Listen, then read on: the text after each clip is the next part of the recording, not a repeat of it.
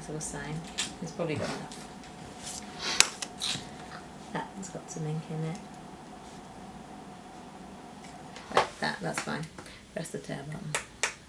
Because we're going to put something in a beaker and make something smell good. Because otherwise no one, I mean, I could just be telling people what to do and just make it up as I go along. So this time last week, I read out this thing, which is notes list from a perfume. Shall mention. The biting sensuality of Damascus rose, heightened by a hint of bitter orange. Yes.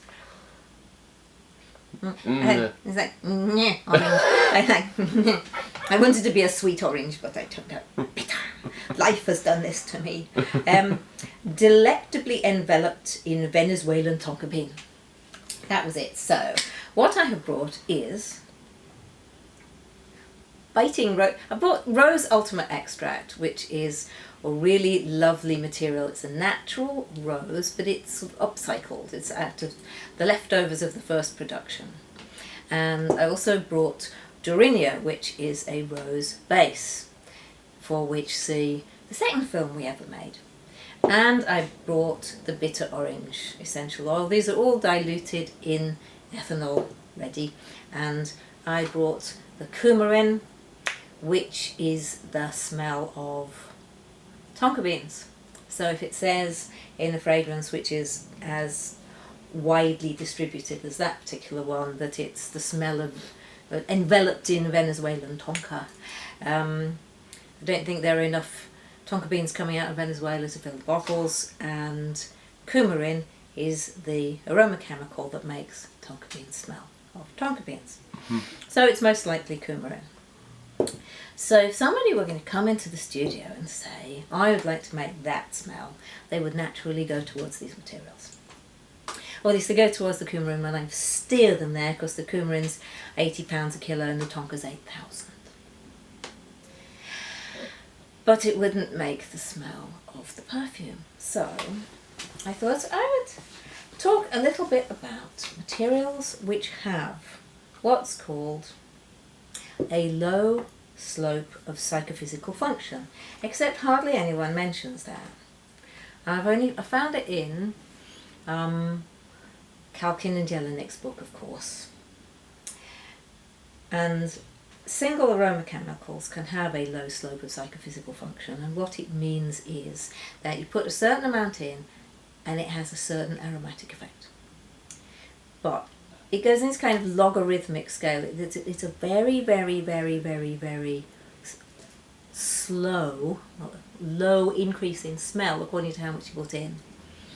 I'm trying to think of some kind of a parallel in life. If you add more and more and more stuff, it doesn't make it any better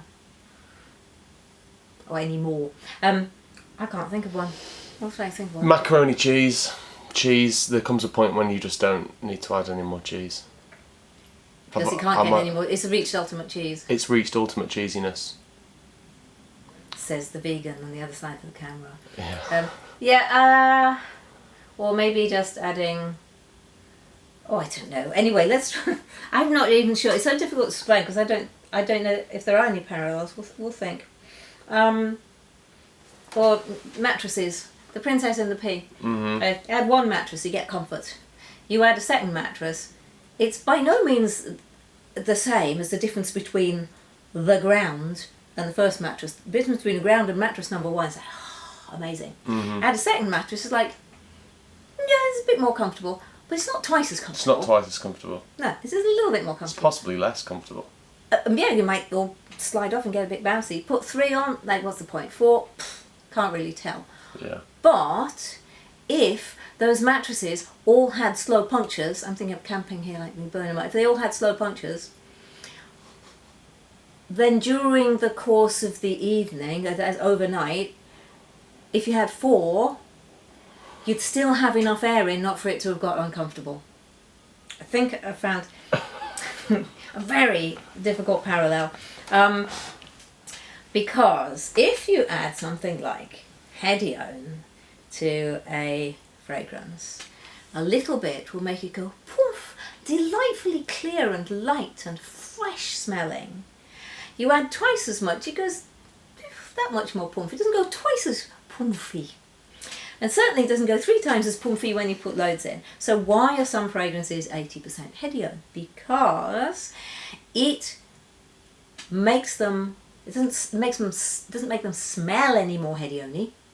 It makes the fragrance diffuse a long way, and it makes it last longer and longer and longer. But it doesn't really smell of much. Same with ISOE Super. People will smell that, and that's a version of it is in molecule number 1. So people come and say, well, I can't really smell that. Why would I use it? And they might put a bit in. That hasn't made any difference, really. Put a bit in. And I say, pour 5 times as much in. And they say, well, there's no point, can't smell it. They think it'll dilute the other aroma, but it doesn't. It just makes it bigger. So, I mean, it's a bit, I'll have to, like, well, people will have to try it and see that it works. That's all. Yeah, I like to illustrate musks and Hedione and ISOE Super using interpretive dance. So, where Hedione goes, ready? And ISOE Super just goes, and musk goes, yeah. And altogether, you can put all 3 in, because I have this one, the one called Magical Mystery Material is actually all in one bottle, and it works beautifully. So I'll make a thing. So, if I were going to use rose and coumarin, bitter orange, and be assured there's a lot more in that fragrance than the 3 things that they mention on the list, but mentioning 3 is quite a good idea because you can hear those. Rule 1, write everything down. Write everything down.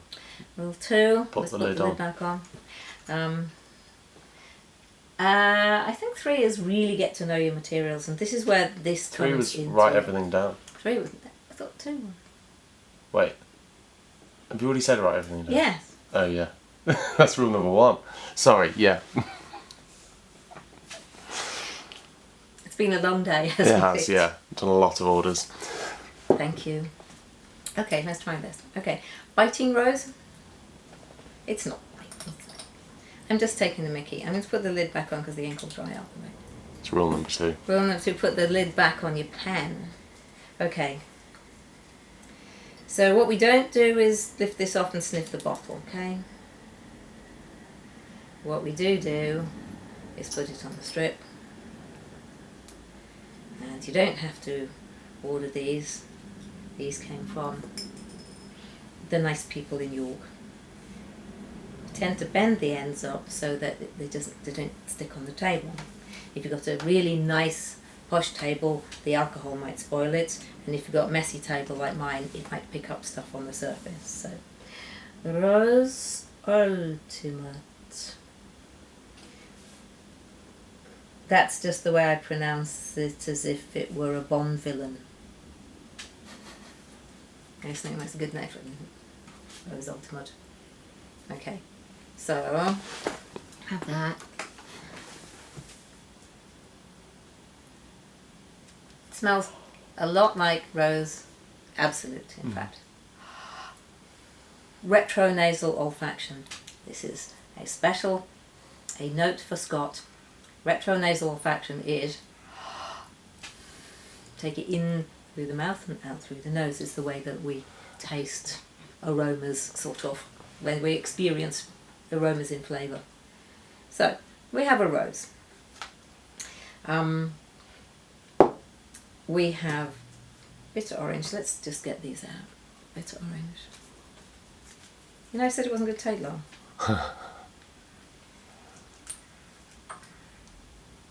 Oh, and another thing about putting these. People have said that these bottles leak and the materials evaporate. There's a technique, right? What you do is say you've picked it all up and you've put a drip on there now. When you put it back in, empty the tube first, then put it in, and then the tube will stay full of air and empty, and it won't make its way up and evaporate. So I think people don't know that. If they've, I don't know why I remember this from school, but I do. When you put things back into a bottle, so and also, well, so there it'll always pick up the same amount, whichever tube, so there's a little bit in there, 0.5 gram probably. So if you're going to put the thing back in the bottle, put the lid back on, empty the tube first, put it in, and then you will find that it doesn't creep up the tube and escape. Physics. That one, I think. Yeah. Science. Who's to say where physics starts and chemistry ends? Bitter orange.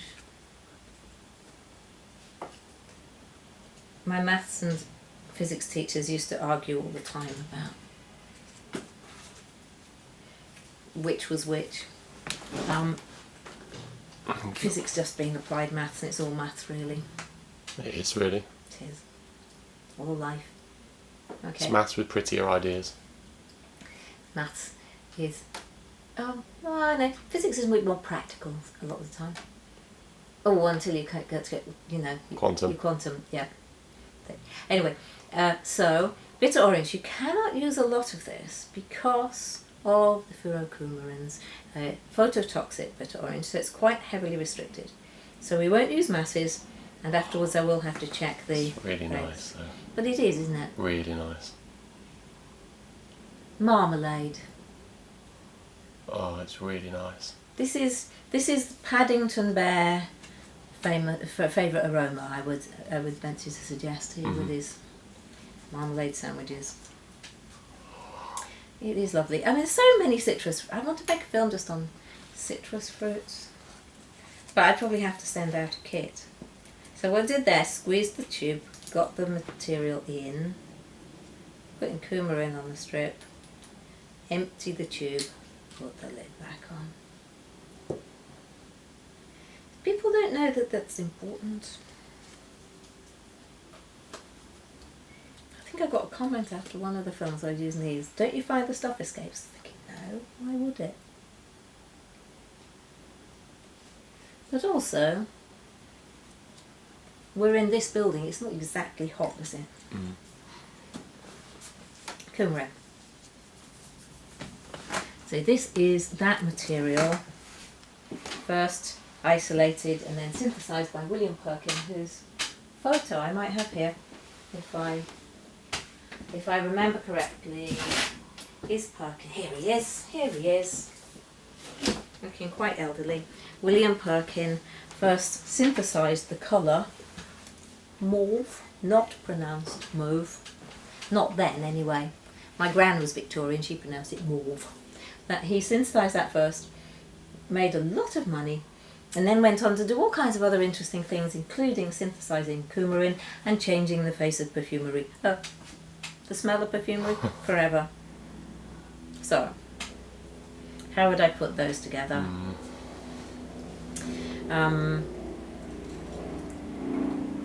So we'll write down bitter orange. So we're going like straight to pot here, both literally and metaphorically. That's at 10%. The Rose Ultimate, that well-known Bonne Villainess, is at 5%, and coumarin. How strong would you guess that is compared to the other two? If I told you that the bitter orange is at 10%, how strong do you think the coumarin is? 5%.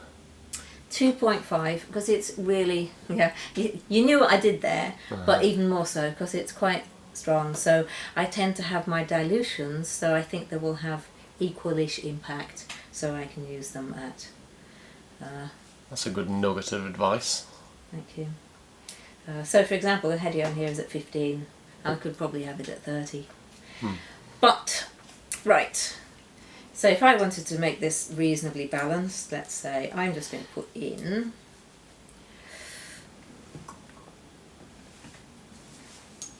good squirt, technical term, 0.7. I could show you, it actually is 1.7 bitter orange. So, okay, fine, I've got a perfumery, so I perhaps am a bit more generous with my experiments and new perfumers just starting out. But the bigger you can make your experiments, the more accurate you're going to be. I mean, if you put tiny amounts in, and you've got like the 3 decimal point scale, you can just watch it evaporate. You put a stick in, it's gone. So, you know, it can lead to inaccuracy. I'm going to put in, this is at, I'm going to put 1 gram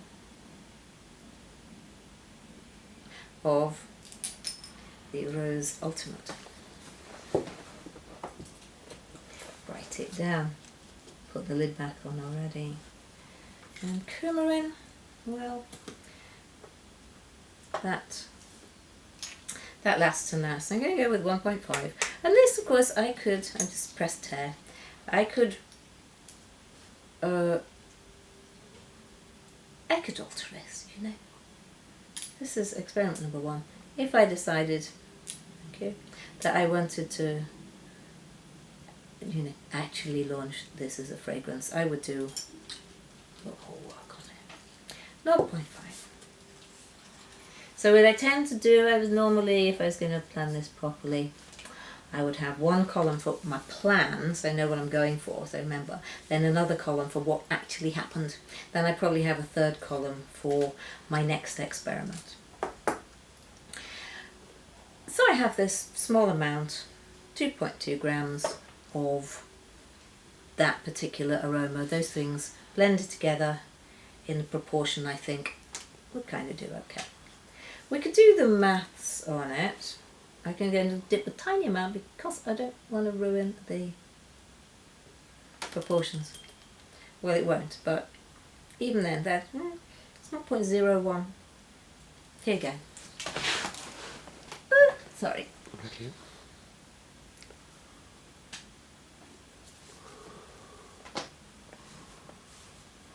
So we'll call this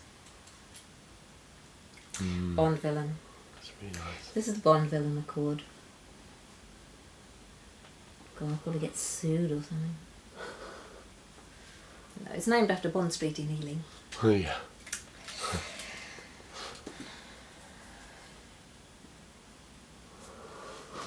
And I would decide if I were going to do this for as anything other than a demonstration of what happens next, then I would probably change it. The orange really cuts through. Yeah, it bites through. It like we can't have biting orange. It's called biting rose. The It's a biting rose. The sorry, rose doesn't bite. It was a though, bitter does it? orange. Yeah, bitter orange, biting rose. Okay, Bond Villain. It doesn't bite. Let's not worry about it. So it's orange first. Do we want all rose in it? Well, anyway, No. I'm going to have an experiment. I'm not a massive fan of rose. That's really a really naughty thing to say, isn't No, it? it isn't. A lot of people think they're not fans of rose. But I'll sneak rose into something that they're going to wear and not tell them. And then it's just rose in the middle of a fragrance, even if it's not a dominant rose feature. Because can you smell the rose in this at the moment? No. Well, there you go. And there's quite a lot in. Yeah, there. So, but what it does, it gives it soul. Sometimes, I mean, the answer always seems to me to be rose or benzoin. If so, perfume's missing something. But rose and benzoin are not the cheapest thing to replace a. You know, if it's lost its heart, if it's an empty, soulless fragrance. Right, okay. Now I'm going to do an experiment. So I would then say to somebody who's here, well, okay, it's probably, it's not really finished. This is, it smells okay.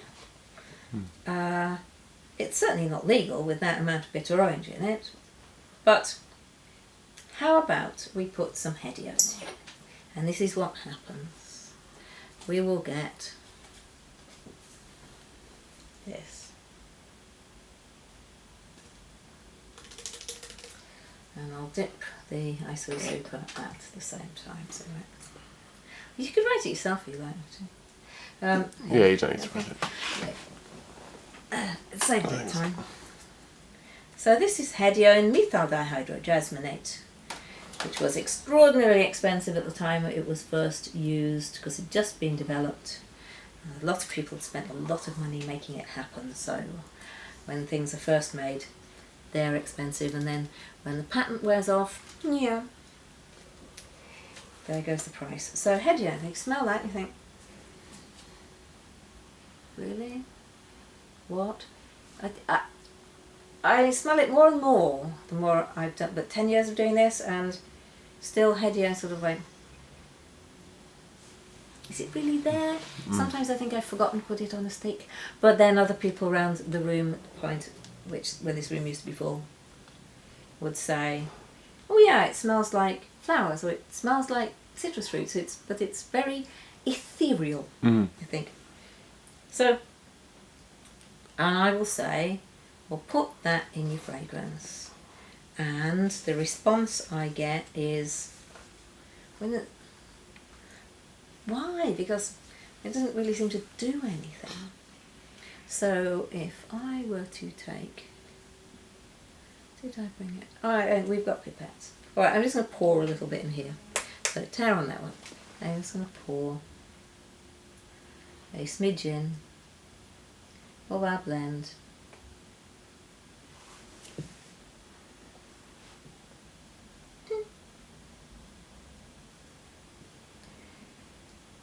Pipettes are better. Or 0.4, that'll do nicely. So we're taking here Bond Villain. I have to work out the percentage it's at later, but 0.4 grams. How much Hedione would I want to put in? Ooh, that was a bit squeaky. Oh yeah, these caps, if you ever use apothecary bottles, because they're nice to impress people, you don't just put it on and hope it stays there, because it won't, it'll come off. You put it on and you twist. I say that, I've just put it on, it's nice. Put it on and twist, and then it was, thank you, and then you have to twist to get it off again. Do you really think it's all going to pour out on the table? Yeah, don't do that again, that really scared me. Excellent, that was not acting. Our actor was not acting, he was genuinely scared in there. Yeah, actual gasp. So you put it on, you twist, and it will stay, yeah. So, but that's what you have to, it looks a bit silly twisting something with no thread on it to get it off, but that's what you do. So I've got 0.4 grams. You see it's evaporating already, that's why you do larger tests. I see a pipette. Cheers. Okay, 0.39. Right. So how much Hedione do you think I'd put in? I've got 0.4. So people go like this, they go,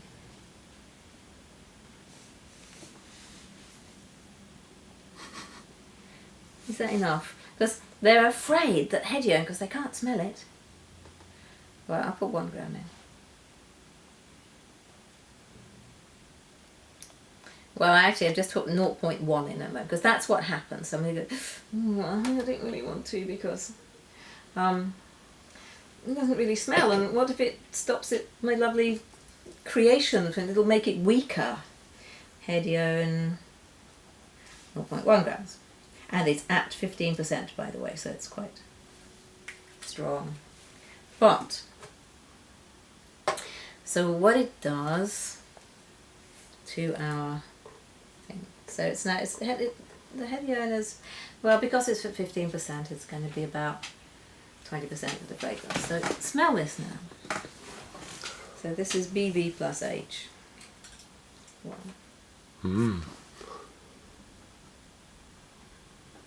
If you were to compare it with original Bonvillain,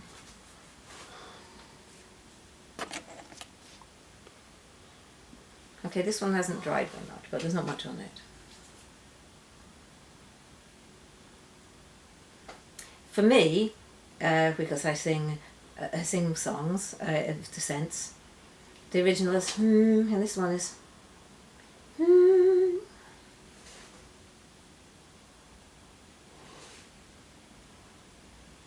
Doesn't usually go out that much. So it sort of smells brighter. Yeah, it does.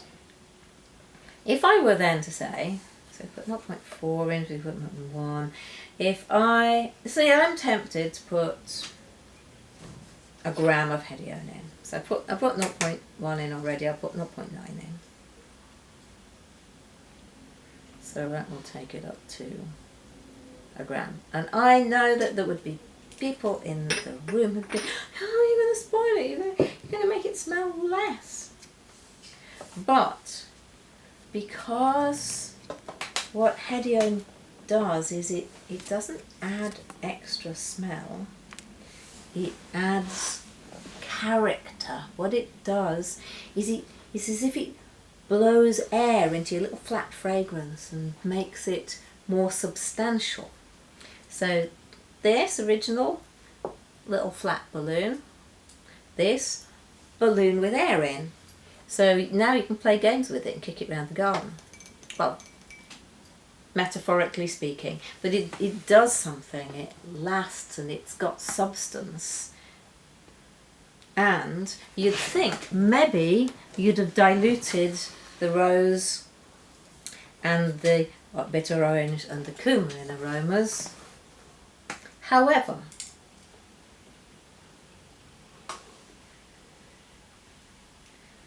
VV plus H. It smells a lot more present.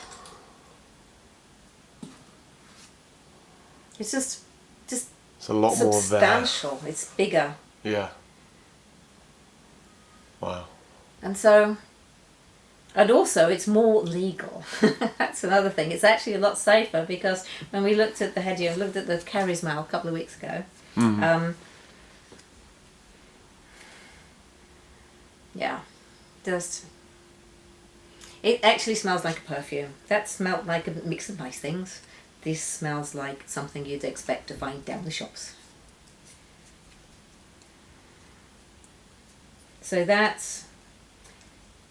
it's why we really need to get to know. First of all, when you read about material, you might read about Hedione, it smells like a bit citrus and a bit this and a bit that, and you might think, oh, well, maybe I'll swap it for lemons. Like, no, it is a different person.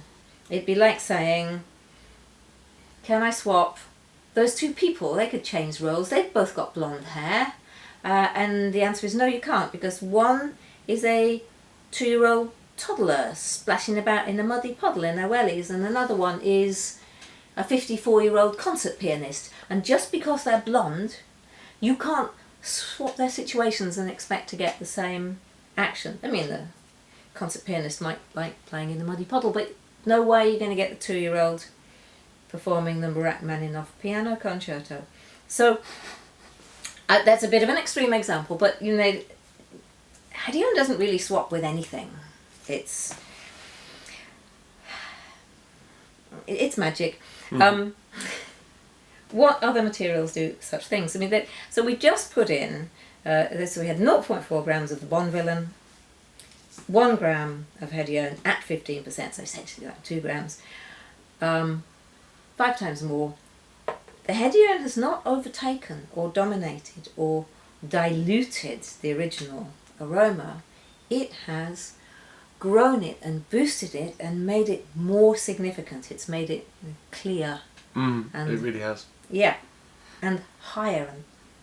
Which is probably why last week in that book it says that Hedione acts like a top and midnight because it feels very light, but actually it goes on for ages. I'll do another one, and then I'll show you what happens when we add ISO-E Super to it. So, press tear, put it down to 0. Thank you. Put in some of this. Let's go. Ooh, precision dropping. 0.4. So, BV, as it's now known, 0.4 grams. Write it down. So we're going straight for it. Well, let's make it, this is at 15% as well, so press tear for, I'm going to put in 0.8. So this is, it's twice as much, but this is twice as strong, so it's in effect 4 times as much ISO-E Super. So will the ISO-E Super drown it? Will it drench it? Will it take over? Will it dilute it? None of those things.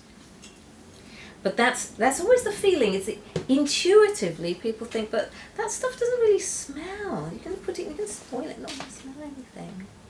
And yet, what did Mr. Randall just fall over? It's always worrying when you hear a loud noise from downstairs.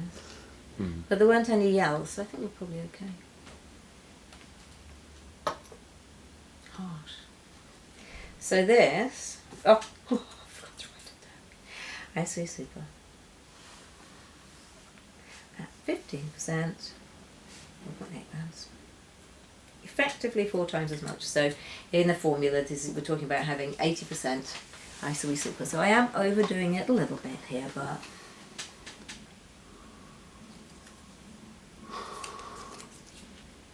completely different effect. Mm-hmm.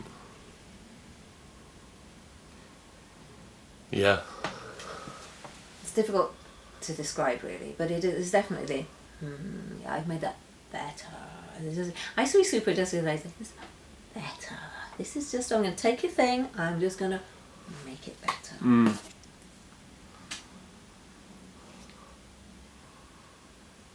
Hasn't taken over. No. So, right, the original Bond villain smell. For me, it smells deeper. And also smells, it's making the rose stand out more, whereas the Hedione makes the bitter orange shine and sparkle. This gives more prominence to the rose for me. And the coumarin. And the coumarin. You know, I've been watching these films before I go, and I realise you say something and I just repeat what you just said. And I just like a little parrot over here. Arthur says, I just say it back at him. It's funny when you watch it and you realise you don't know you're doing it at the time, except, yes, also, the coumarin also. But, so, then what I think we'll do is stick them both together. Yeah. And I could do this, and I would highly recommend that if you are making your fragrance, I'm going to write that down, that's the ISO-E Super one, B plus IES. If you are doing this, you are making fragrances, it's a good idea to check all of your superpowered materials, the ones, I call them clouds. On my course, I call them clouds. I don't think anybody else does, and we might spread it around the world, because clouds is a bit shorter than materials of low slope of psychophysical function. But what that means is, the psychophysical function part, psychophysics, is the human perception of an actual physical situation. So, if light is really bright, after a while, humans adjust and it doesn't look so bright. No. If light it goes dimmer, humans adjust, and then it's, you know, it's like you walk into a dark room and think I can't see a thing, and then after a while you can. So that's the psychophysics of light.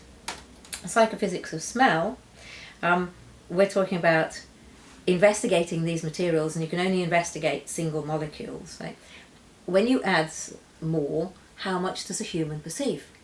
If you add more, how much extra does a human... And if you've got a low slope, you add loads more, a human being doesn't think, wow, that made a big difference. But then what you have got to assess afterwards is how far it will travel across the room, how far it projects, and how long it lasts.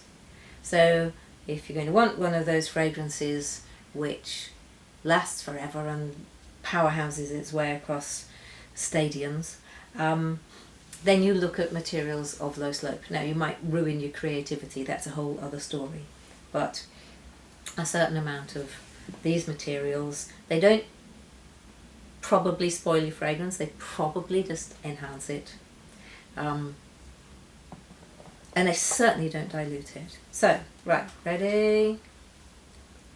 Boom. Let's put them together. So I'm just going to put that together.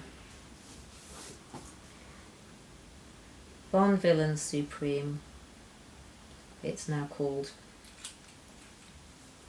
We could also consider adding musk. I particularly like using cedral methyl ether.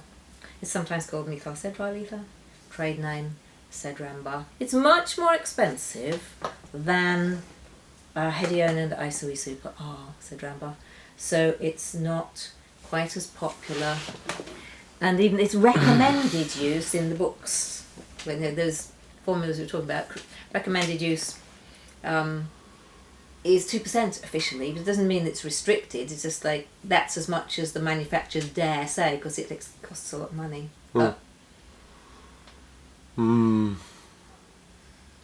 See, now that's sort of brought back the balance. The orange is booming out again, but then it's sort of balanced it up so that the rose and the coumarin are pushed up as well. You never quite know what's going to happen when you put those things together. And I could still put some with the magical mystery material, which is Hedione, Isoe Super, and ethylene brassylate in equal proportions, because if somebody's been mixing, they've got their own essential oils, they don't know anything about synthetics at all, you magic it with magical mystery material and poof, you've got a very simple perfume. It doesn't give you all the skills, but it does help you to take something that smells a little bit like you made it yourself and turn it into something that you could have bought at the shop that somebody else made after years of trying. It's not cheating, it's helping. So now we have biting sensuality of Damascus rose. Okay, it's Turkish rose, but heightened by a hint of bitter orange, definitely heightened, and definitely delectably enveloped in Venezuelan tonka bean. And it just smells more like a perfume than if you just took those three things. It's really nice. So, a quick demo. That's great. Oh, good. Is it? No, there's a man who does not like rose. Then. But I can't really. It's become something else. The magic of perfume, Arthur. I did realise that sometimes rose can smell like incense. Sometimes it can smell. I mean, that's presumably because they put rose in. There burny is, thingies. a lot of British incense burned in churches. Swung about in thuribles and censers. They are that's rose scented. I have some. There's a monastery that in the UK that makes incense for churches. Wow. There's a cupboard of it at the church where the wafts from the loft record there. Okay. And somebody sent me some. I've got some packets of it here. They're quite heavily rose influenced. That's another thing about Cedramber, is that it makes things smell incensey without having to use incense, which is another one of those things that is... We had to be really careful where it's sourced, frankincense, because people are over-tapping the trees, because frankincense tends to grow in places where there are wars. I don't think it's directly related. Resources are low, frankincense grows, and people over-harvest it, and then the trees can't. They have something like 80% fewer seeds if they've been tapped. Over tapped. So be careful with sourcing your frankincense, and if you want an incensey aroma, use cedran bark, which is here. I'm tempted just to stick some cedran. Yeah, whack it with that in it. In the interest of experimentation. Writing it down neatly. Plus cedran bark. This one's at 15% because it goes into the Sexiest Scent Planet kit. So we put in, that was 1.2 plus 1.4, so that was 2.6 grams of, that was Bonne Villaine Supreme, because it smells better in French. Humans just can't help sniffing everything. We rely so much more on our sense of smell than we think we do. Yeah. I'm going to put 0.5 grams in there. This just makes it look like my life is always like this, isn't it? Well, let's just whack some things in a pot and see what happens. The life of a perfumer. It's not at all spent trying to get 22 litres of fragrance through customs to Spain at the moment. I've almost forgotten about that. Okay, that was that one. This is this one. Little swirl. Oh, right down. 0.5 grams. Then I have to rationalise all this and work out exactly how much of everything I've put in, but that's another film. We've got to do the maths film. Maybe I'll do the maths film based on this. That's a good idea. We've got to do the... But how on earth do you work out what's in it? BVS plus C.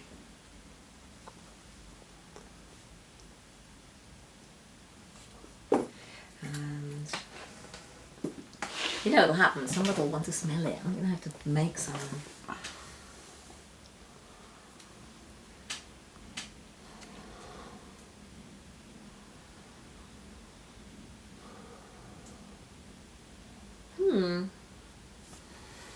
More orangey. Yeah. Which always makes me just want to go. If I said to you, more intensity, do you know where that's from?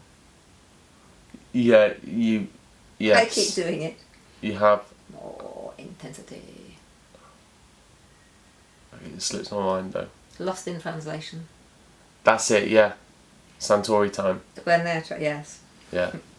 Yes, the translation is 5 minutes of chat. And Yeah, the translation is more intensity.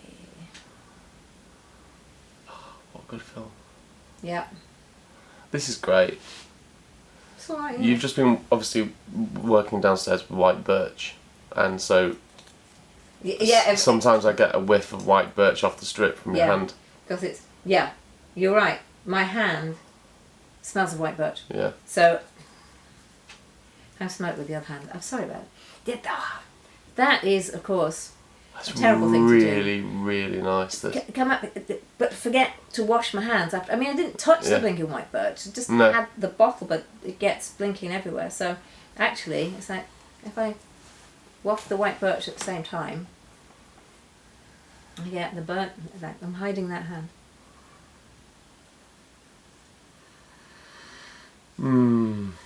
This is a really not very interesting fragrance. No, but it's just it is really nice. Bit. It is nice. It doesn't have to be interesting to be nice. No. So then we come back. We won't just sit here for 20 minutes going. We come back and we see how they're doing. 20 minutes later, an hour later, tomorrow. Test it on the skin. Decide if we need to remake it. Run it through the software, Perfumer's little helper, to see if it's compliant. Because actually the amount of everything else we've added, the bitter orange might be okay. But I'd have to test it to find out, because off the top of my head, I couldn't tell you if it's legal. But one way to make it legal is to put more Hedione in. It doesn't dilute it, boost it. Yep. Okay. So I think that's it. So to round up then, I keep banging on about putting clouds, big quantities of these materials which don't seem to smell of much, in a fragrance. Why? Because they make them smell better, they make them last longer, they make them smell like an actual perfume, and you'll get more sillage. You get more sillage is just French for like the wake behind a swan or a boat, or those waves that waft behind you, invisible waves. That's what the sillage is. And that the cloud is a great metaphor, because a cloud is, if you take one drop of water, the minute it's in a cloud, it's no longer one drop, it now can fill a room. Yeah, and clouds seem sort of ethereal, fluffy, nothing really happens, but if you try driving a plane through one, boomf, you suddenly realise actually they have much more structure than you had imagined. It's like waves. The water, you look at the water and you think, well, that's not doing much, I can just stand in that, nothing happens. Then a wave comes and knocks you over and you think, okay. So they appear not to be doing much, but then they magically make a big difference to a fragrance. So this is the thing about point 3, I think it is, the familiarity with your materials. You won't know what these things do by just smelling them. You'll have no idea until you've tried them.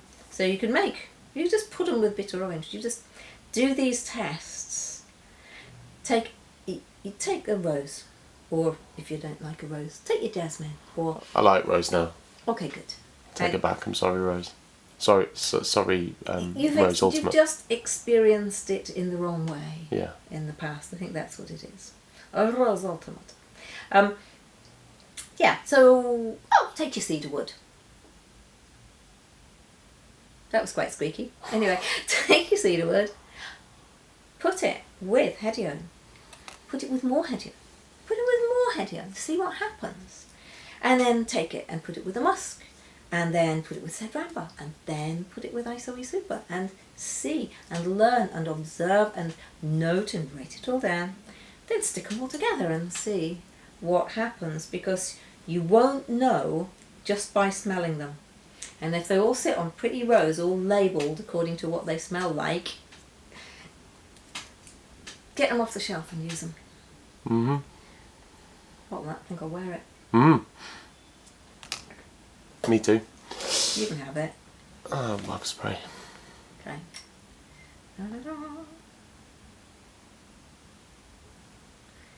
Actually, you should never really pour over your formula book. But I've done it. Okay, so there's a really tiny sample. I normally make far more than that. So, just so you know, just stick them all those in there. They go in the sock drawer, nothing goes to waste. Oh. And it looks, so that's my record of what I've done. So I can take that away and I can do all the maths and work out exactly how much of everything was in there, so I could knock up the formula. Mm. And that, I think, is it for today. So if anybody knows anything more that's printed anywhere about the slope of psychophysical function, I would really like to read more, because it's sort of based on odor value. It's not just odor value. It's to do with the human brain and perception as well. It's not just chemistry and physics. It's brains. And dear watchers, Arthur is now away on one. He's just sitting there behind the camera, just going like... Sniffing. Yeah, I'm sniffing. He's lost. He's He's gone. I've just got lost in this smell. Looked up and there's after that like this dense cloud. Like you look like those. It really, yeah. You look like the photographs that people take of perfumers and put in black and white on their autobiographies always. Like, it's actually happened.